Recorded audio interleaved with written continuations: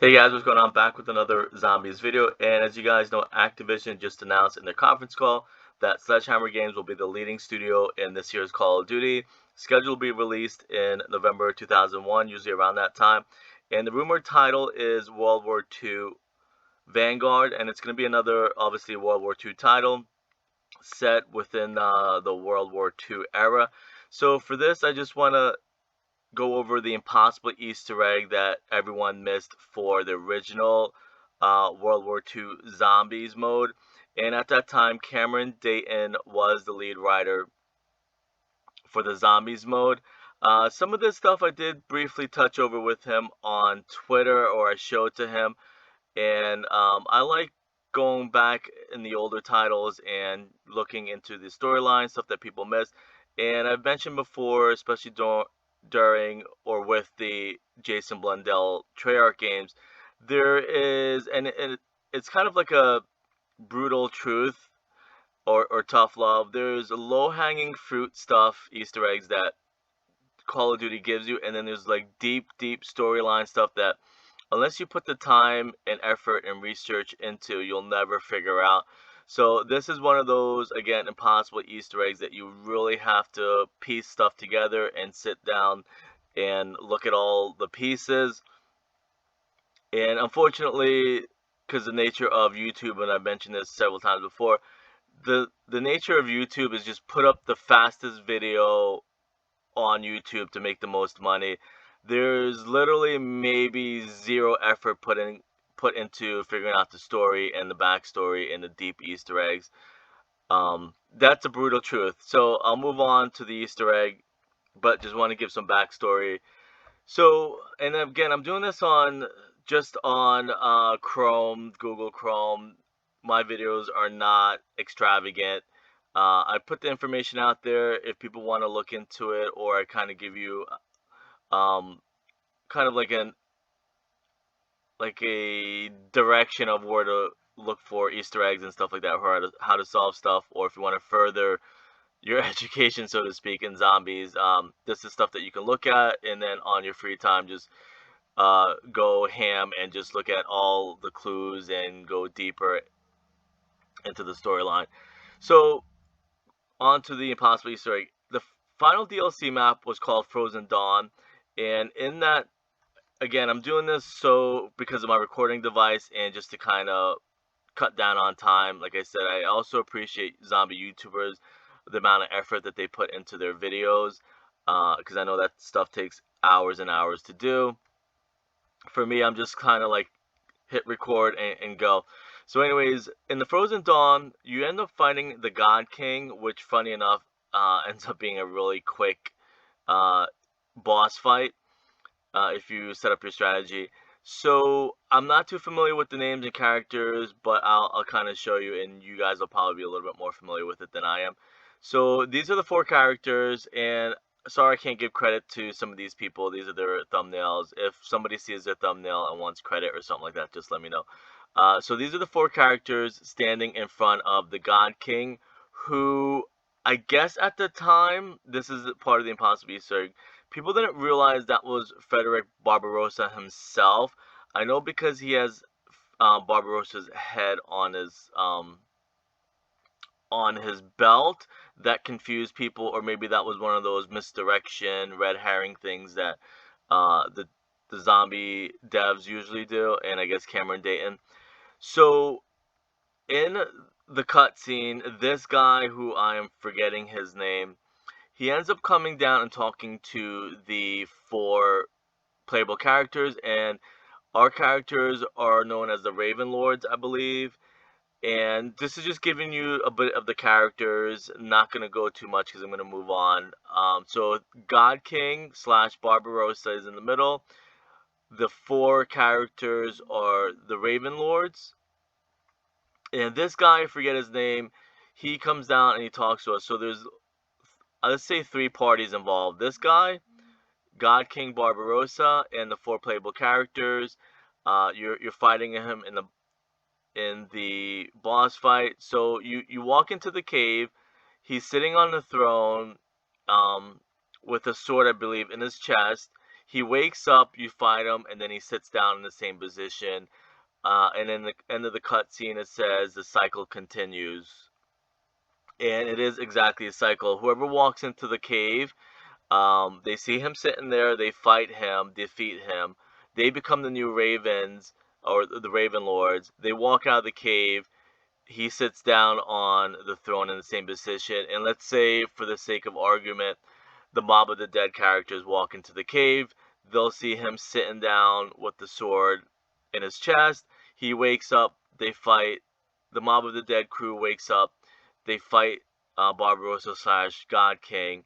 They defeat him.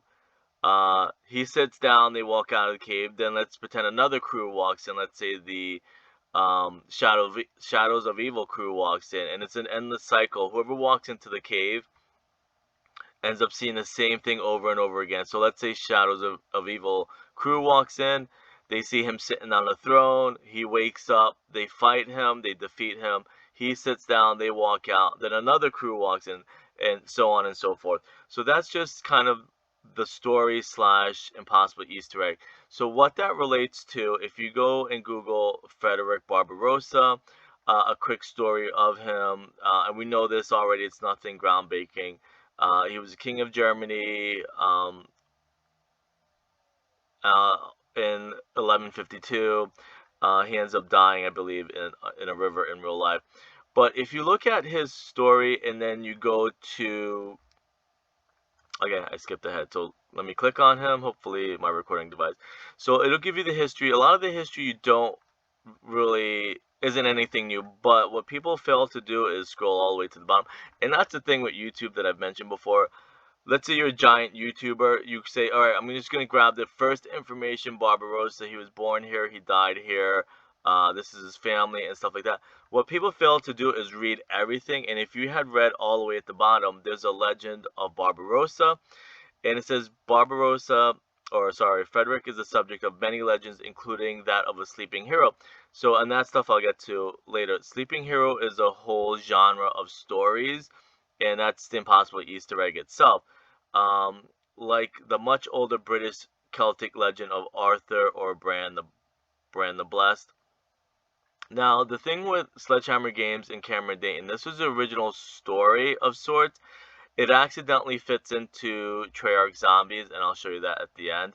Not intended, because I did have some communications with Cameron Dayton about this. I'm like, did you know that it connects to Treyarch Zombies? And he said, no, it wasn't intended to.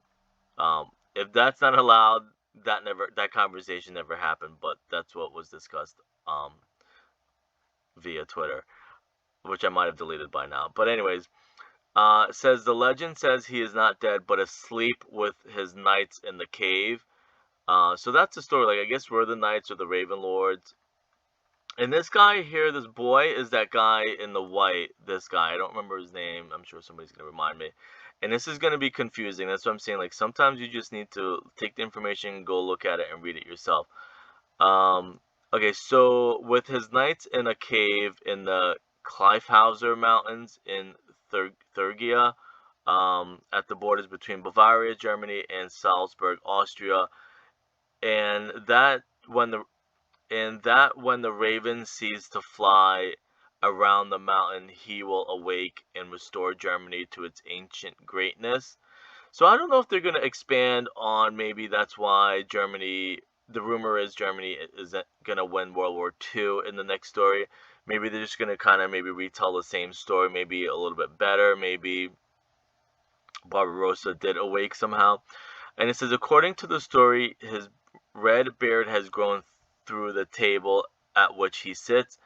His eyes are half closed in sleep, but now and then he raises his hand and sends a boy out to see if the ravens have stopped flying. A similar story is set in Sicily, with earlier attested about the grandson Frederick II.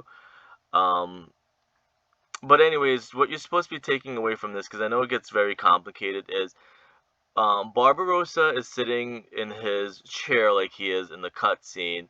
This guy represents the boy, and he's saying that the ravens are here. Okay, so that's the story that people didn't look deep into, that it's based off of real. And that's the thing with Impossible Easter eggs. They're based on real life backstories, really deep. Everything in the game is given to you, and I tend to call that the low hanging fruit. I'm like, and I say this on Twitter, and I hate to take a deep breath and get like frustrated, but like, there's zombie YouTubers that probably literally make millions of dollars or close to that, that do like literally zero research on some of this stuff. And for me, seeing that could be a little bit frustrating. But if you just Google, like, how cool would it have been for people to relay this to the zombies community, that it's based off a true story, everything you see in the game. And that's why people are so confused in these cutscenes and storylines, because it's like, I've said this on Twitter, they, Call of Duty, Sledgehammer, Raven Studios, Infinity Ward, they only give you like 20% of the story. You have to go and do your research and find out the backstory of everything. So what Sledgehammer Games was intended to do was just tell you the real life legend or story, and it's also a Grimm's Brothers um, fairy tale. So it's telling you that Barbarossa awakens every so often, and this guy is the messenger. He goes and says, "Hey, the new ravens have stopped flying, or they're still flying, however you want to look at it." So, anyways, that whole genre again is called King Asleep in the Mountain, or Sleeping Kings, Sleeping Heroes, and stuff like that. It's back in the title. If I can go back to it wherever I saw it.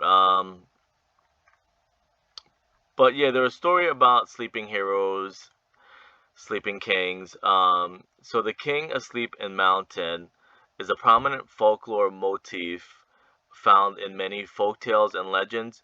Thompson also termed it as Kiefelhauer type, Hauser type, Kiefhauser type. Some other designations are king in the mountain, king under the mountain, or sleeping heroes. And this is where I clicked on it, sleeping hero. Examples include King Arthur, Fiona Mac Comhale, Charlemagne,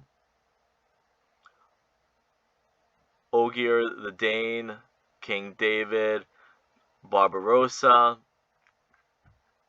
A motif of 50. The motifs A571, cultural hero asleep in mountain, the sleeping army, are similar and can occur in the same tale. Seven sleepers, like I said, this is just stuff you can kind of go on your own and read a whole bunch of stuff that I know people won't read up on anyways. That's why this stuff goes unsolved for so many years. And this guy on pit.edu listed, conveniently for everyone, a whole list of sleeping heroes. Barbarossa is obviously here at the top of the list. Germany, they're pretty much all from Germany, it looks like. Which is pretty cool. And that's why I loved Infinity Ward's Zombies anyways, is because that is also built based on Germany folklore. Kino der Toten, Willard Wyler was a director in real life based in Germany. So a lot of these are German stories, both studios. But this is pretty cool. And here's another one, Undying Heroes, if you want to read on that. And so how this fits into Treyarch Zombies is Colditz Castle is where the original Mob of the Dead story takes place, aside from Alcatraz. It's a story where their four prisoners wanted to escape. It's called Germany's Alcatraz. So they built an airplane on the roof, like we do in Mob of the Dead, and they construct the airplane on the roof, and at nighttime their intentions were to fly it off and sail away outside of the castle walls and escape Alcatraz. So, and it says obviously, and this is how everything fits in together, and kind of hoping that they do finish up the story or connect everything in World War II Vanguard. So it says, in 1046, Henry III of the Holy Roman Empire gave the burghers of Colditz permission to build the first settlement on the spot of the land that would become Colditz Castle.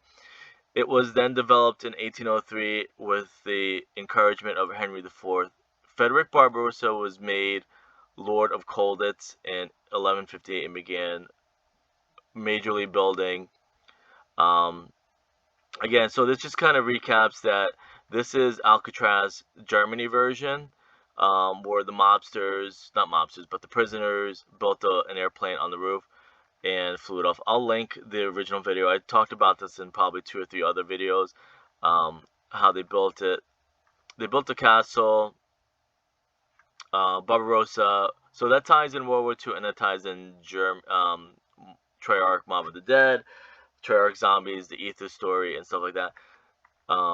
Of course, like I said, if I'm not, the conversation never happened, if I'm not allowed to say that, but it was confirmed that he was not, Cameron Dayton said he was not aware that it ties in together to the Treyarch story, which, it's amazing how it does, and it's pretty cool, that it all ties together. But if they do continue to intertwine all the stories, that'd be pretty cool to hopefully see this in Sledgehammer Studios' version, of the castle and the plane and stuff like that. Anyways, I'll leave it at that. You can research all this stuff. Again, I'm just going to recap it. You can go look at the Frozen Dawn and cutscene if you're not familiar with it. Barbarossa was the main story, I guess, in that, and it's about sleeping heroes and him being asleep and waking up every couple of years. Anyways, I'll see you guys later. Thanks.